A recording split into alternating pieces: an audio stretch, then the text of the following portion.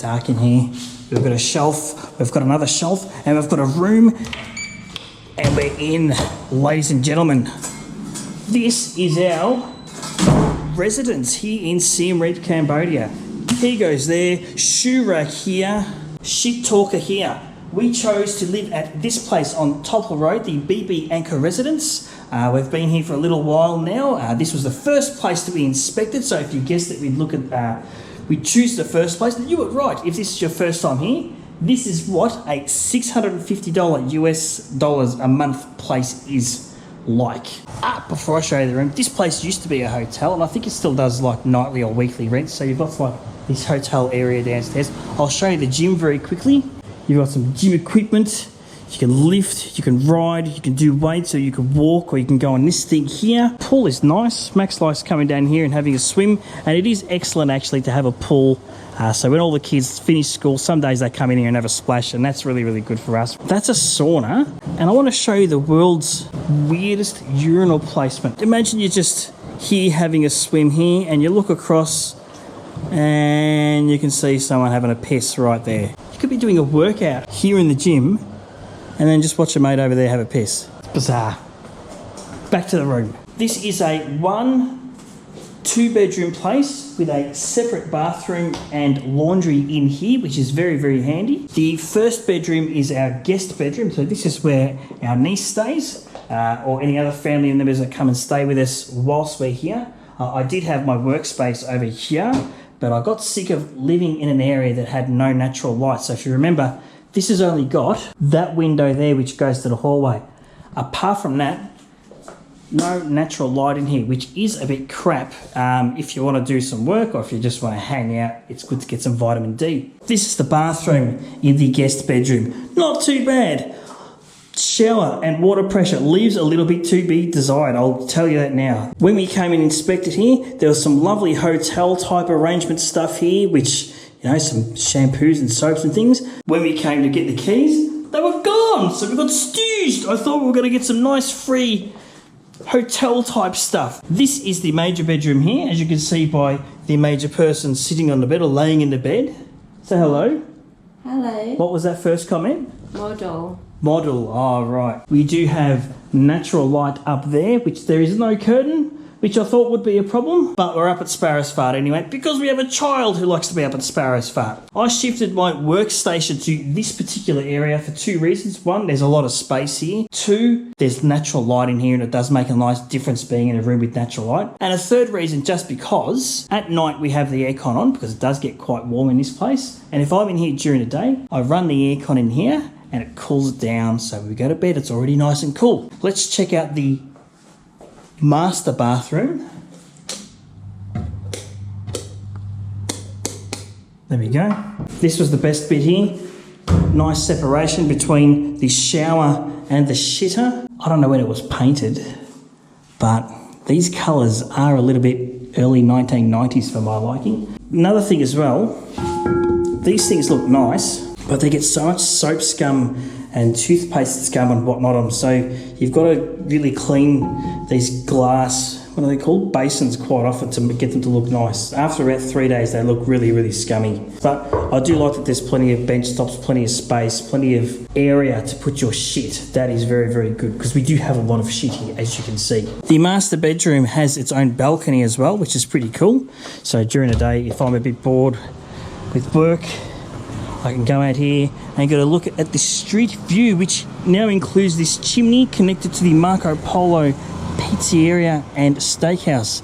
And at lunchtime every day, that woofs up and you get the smell of wood fire coming over here. You might not like that, but I like it. It's magnificent. There's an excellent cafe down here, which is really, really good. It's got strong Wi-Fi, and the food's amazing for so cheap as well. So that's really, really good, and also dangerous because I'm just stacking on the guts, but not as dangerous as having my own pizza shop next door. That is just a bonus that I didn't bank on. Check out the condition of the doors. I've noticed this with a lot of places in Cambodia, in fact. They love their nice, like, heavy wooden stuff, but it just doesn't last the elements here. I mean, they've lacquered this up the top here, but you can see where the sun comes in the morning, it just bakes it and blasts it, and like to the point where it won't shut properly because it's so friggin' warped. I don't know why. I don't know if wood's cheap compared to other materials or what, but find some other materials, guys. I do like here in the bedroom too, there's these lovely nooks and crannies we can store all of our shit, and we're renowned for having just random stuff like even kids' magnetic letters, headphones, earrings, charging cables, whatnot. You could do a better job at it, but at least it alleviates the clutter and puts the clutter in spots apart from my charging batteries. Yeah. This is the living area, freshly cleaned. You will notice some towels on the floor. I'll talk about those in a moment. You've got 3 air cons here, which is really good. So in here and here and here. So you've got 3-zone climate control. The fan is also good if you're a big fan of fans. I am a fan of fans, but I would like the fan to be more so you can kind of sit and cop the fan whilst you're enjoying a sit. Have a look at these shelves. These shelves are excellent. Just keeping all of Max's stuff out of the way. Things like Aerogard, things like his books. We've got the little footy there, toys, things like that. It's just handy to have this. I really, really like that. So we've also got this kitchen area over here, which you can see. There's a stove and a range hood and this toaster oven thingo, which toasts, I suppose. I've never toasted in it. I don't think we've ever used that. It's good to have a fridge. Fridges are excellent. Fridges keep your beer cold, and for your little one, all his muck, because he likes muck, and he likes his yogurt as well. The muck and yogurt Max likes. We bought this broom and this dustbin handle thing here because we can't rely on the staff here to come and clean for us. We just want to be able to clean when we need to clean. Here's the balcony. Yeah, you get a nice view of Topper Road down here. There's our man. He looks after the building. Give us a wave. Lovely, lovely view. Sivuta's just over there. Pub Street's just behind us over there. Brown Coffee's up there. The $1 sandwich place is about a 10-minute walk that way. It is a good spot. That's a nice cafe too. I'm talking a lot of shit. Let's get back inside. So there's not much to this place, but it is big enough, I think, for the 3 of us, like 2 adults and a child, and having someone or a couple of people come and stay with us. It does the job. Let's talk about some of the things that we've discovered whilst living here that are a bit shit.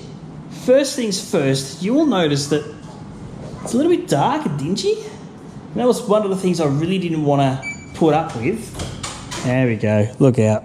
Hello, buddy. Hello. What have you got there? Oh, have you got a smelly bum? You got a smelly bum?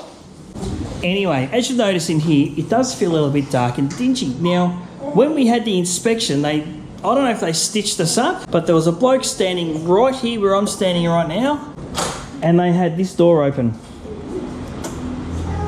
And have a look now how much more light is in this place with the door open. So Canal and I sat there and thought, yeah, this place is pretty good. We just didn't realise the light source was actually a friggin' door. So that's the first thing we stuffed up on. But to alleviate that, we try and keep the door open as much as we can during the day just to let some light in. But we also installed some high power light bulbs as well. There we go, which although they're hospital white, they do help light and brighten the room up when it is dark outside. Now, although it is nice to have a kitchen, there's no bench space. Look, there's apart from this, which takes up all of this room, if you wanted to make a sandwich, you're making it on this table here, which is a glass table, which I haven't seen like since being in the Gold Coast in the 80s. But even just the dishes, look, where are you going to put your bloody dishes to dry? So that's the first thing. Second thing is, that doesn't look flush, does it? I mean, that is stone and it is cracked. And have a look at the movement there. Look at the slackness in that movement. It's cracked there and it's cracked there. But it's okay. We've tried to fix it. Well, the Cambodians have tried to fix it by just putting a bit of, what do you call that?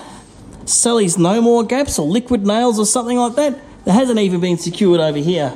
That's just, I mean, if you had a couple of self-tappers, you go, yeah, not great. But no, we're not leaning on this. We're not using it. It doesn't bother us. It's just something that we missed when we picked up the joint. These water stains are not merely cosmetic additions to this apartment. They are water stains because this place leaks like a freaking sieve.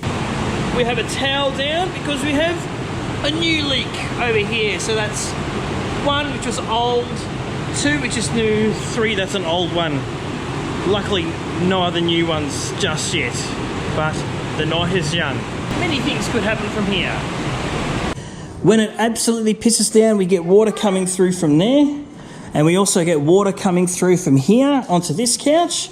Water coming through down there to the back of the couch. So this couch is regularly moved into the centre of the lounge room. And we've also got a leak up here as well. So what's the point of having a roof if it doesn't do its primary job of being a roof? Another thing that's a bit crap about this place is this particular area here is the top of this building, as well as this part here. So this is exposed, which means it gets hot.